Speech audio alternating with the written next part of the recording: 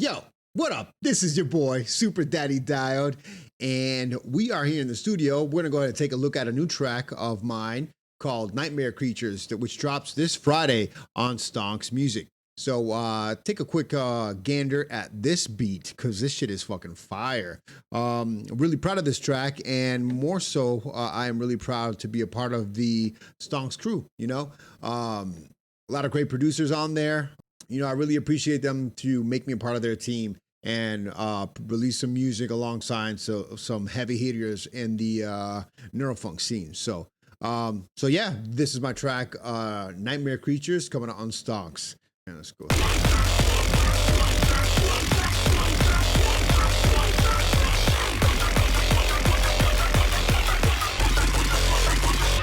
Nightmare Creatures.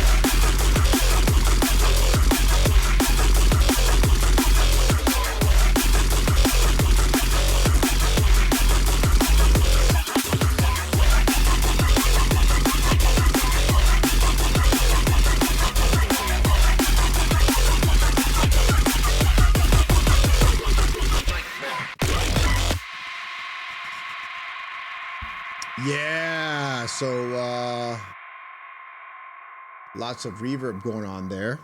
So we're just gonna go ahead and run through the track. It's not that crazy of a track, but it is so hype and so fun. I'm so glad that this is out and you guys can play it, listen to it, share it. I hope share that shit. But yeah, so let's jump in here and look at the drums. So this is a basic build up. Really, it's not much to it. The build up comes from the tension that's built within the sounds and the bass line and the monster sample. Really not from the drums as far as the build up goes. So really, it's just kicks and some claps. Then I've got the bass line being built up here.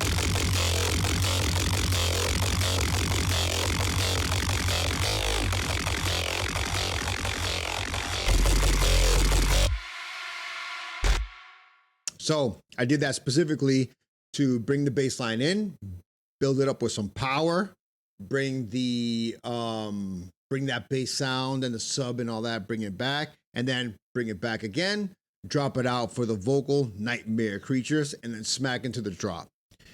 Pretty simple. However, it gives you a lot of impact and a lot of movement, especially when you're DJing and you want to mix some cool parts in. This will help you. So, let's see. Then we've got go into this next piece here. Let's see. So then we got my favorite part, which is, woof, that is crazy. So that is pretty much from a pack called, where are you, buddy? Where are you?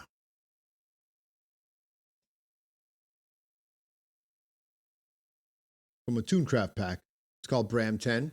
All I did was edit it just a slightly bit to give it a little more grit in the channel. Don't have anything. It just goes right into my synth track. And in my synth track, I have a lot going on. But that's the build up there.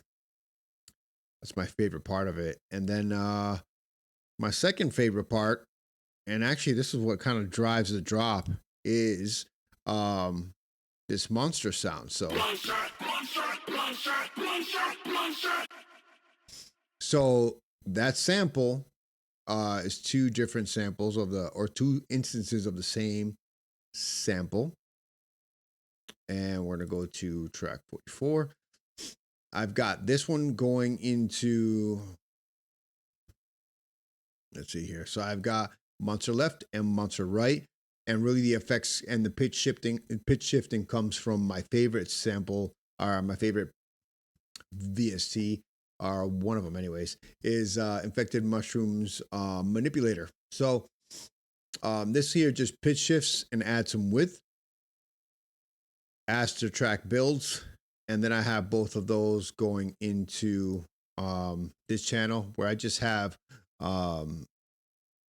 a resonance controller and some ProQ, and that just goes out. I think to the, let's see here, goes out to the vocals channel, which then goes out to the pre-master. So yeah, simple yet effective. What really works is on the drop when it hits again after the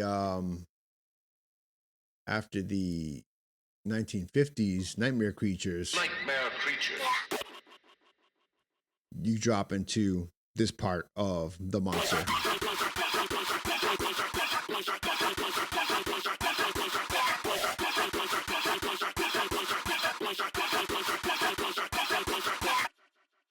Yeah, that works. You know, I got a lot going on in there to make it just keep on riding. And then in a little switch on that first drop, you get this little sound. Let's see.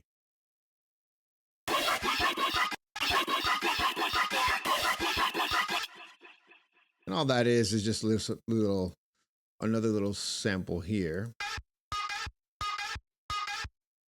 And that just makes it roll and switches it up and keeps it going, you know? Then obviously, I've got this little Hoover that gives a lot of noise, which was tough, man. I was like debating to keep it in or take it out, but I kept it in and brought it down low. Just because there's a lot of frequencies going on there, but it does kind of roll. And then the bass line, pretty simple going on here. It's just your chugger, you know. And what really makes that bass line rock, I mean, the bass is dope, but yeah, the bass is really, really good. This is actually a preset that I'd gotten from a Patreon a while back and just modified it. I turned it into my own sound, my own little chugger sound. So it does freaking work here.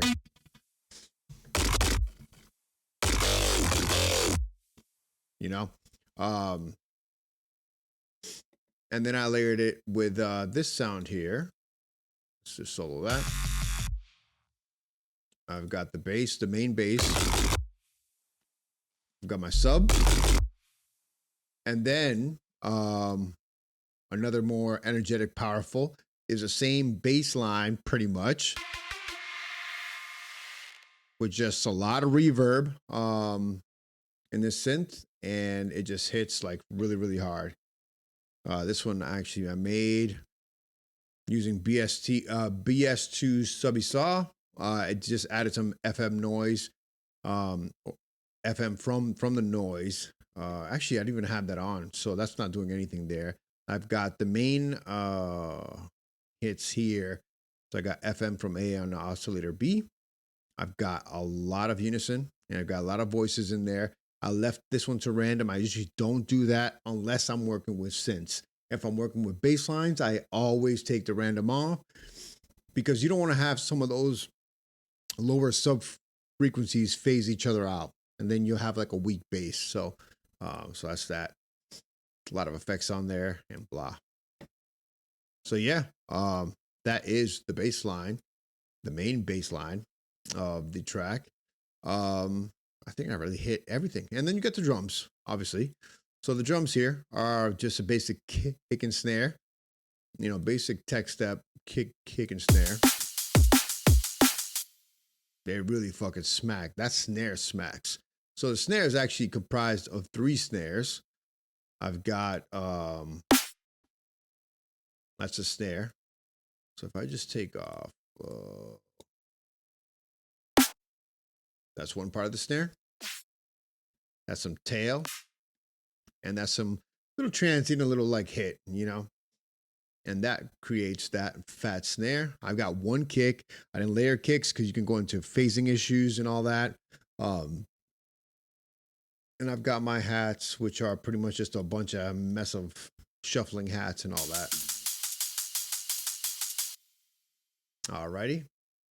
So my drums end up going into my drum bus, which I have some. In this one, I did just kick and snare right out to the main. I've got the hats going right out to the main. Usually I'll do like a drum bus group, but in this case I did that.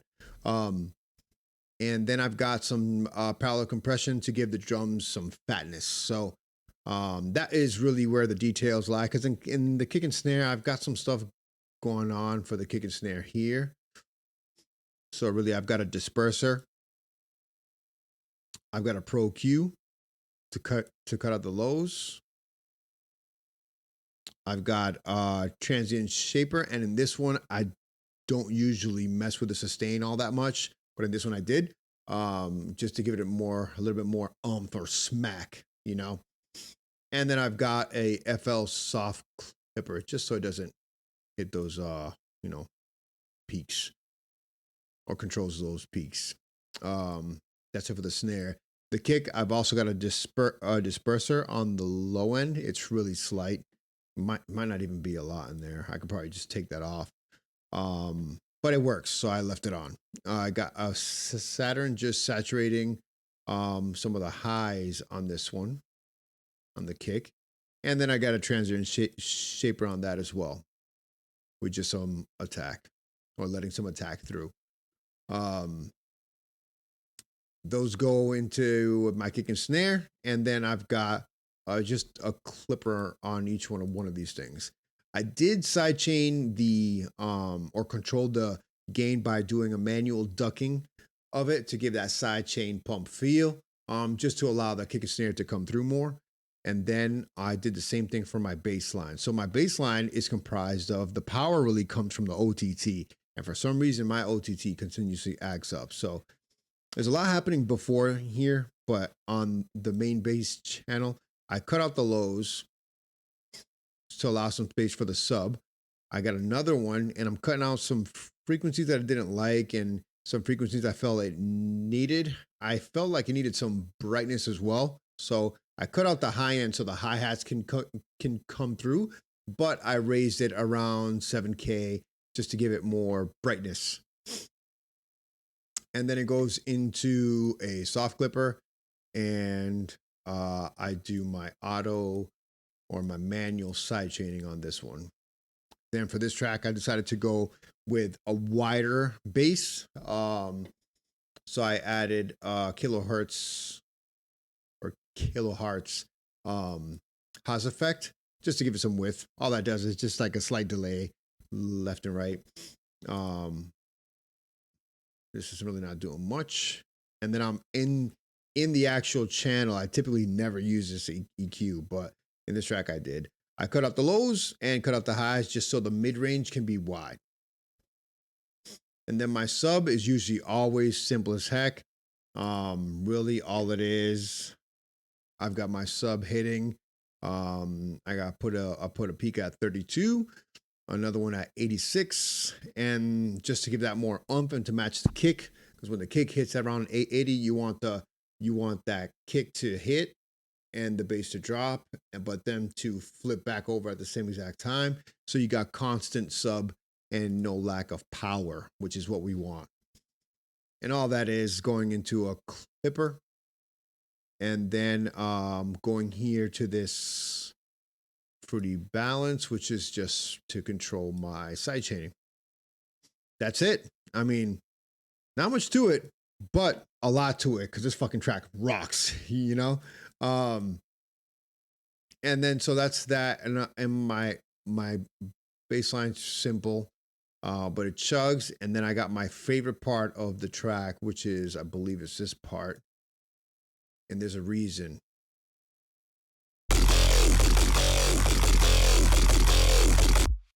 I love it.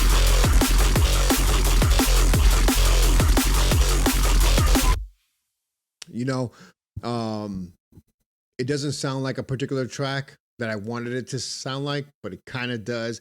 And if you know what track that is, hit me up. It's an old school track, and I love it. And it's probably one of my favorite drum and bass tracks of all times. And then we've got some pads and like all that kind of stuff to make it sound. Here is a fear-frenzied moment of suspense as mankind totters before a thing that multiplies faster than it can be killed. The slashing jaws, the poison fangs that guard the subterranean nest where the beast spawns its terrible Human courage challenges the brute force. Oof. It's epic. This track is fucking epic. If I do say so myself. Yeah, so again, this is your boy, Super Daddy Diode. You can check out my new track, Nightmare Creatures, on Stonx Music everywhere this Friday. Definitely peep that out. Give it a share, give it a like, put in your reels, all that good stuff. I appreciate it. You know, I'm in this because this brings me peace. And, you know, if you guys want to share some of that, you're part of my peace. So I love you. This is your boy, Super Daddy Diode, and I'm out.